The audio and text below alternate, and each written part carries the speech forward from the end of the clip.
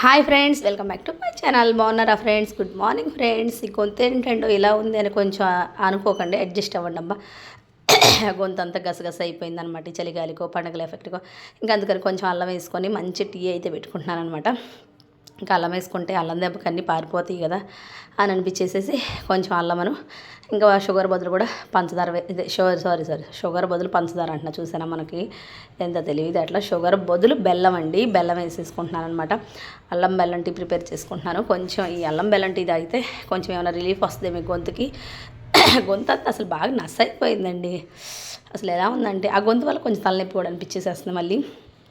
ఏంటో కానీ ఇంకా ఫైనల్లీ అయితే ఇంకా పిల్లలు కూడా ఈరోజు బ్రేక్ఫాస్ట్ ఏం వద్దన్నారు. నాకు కూడా చేసే ఓపిక అయితే నిజంగా లేదండి. అసలు వాళ్ళు ఇంక నాకు సపోర్ట్ చేశారు కాబట్టి హ్యాపీ అనిపించేసేసింది. నేను కూడా ఈ మంచి అల్లం బెల్లం టీ కూడా తాగేసేసి దీంతో ఏమిటి స్నాక్స్ తినేసేద్దాం. వాళ్ళకి ఆమ్లెట్ కావాలన్నారు, ఆమ్లెట్ వేసి ఇచ్చేద్దాం, కొంచెం రిలాక్స్ అవుదాం అనిపించింది. మీలో ఎంతమందికి అల్లం బెల్లం టీ ఇష్టం కామెంట్ చేసేసేయండి అబ్బా. Bye friends.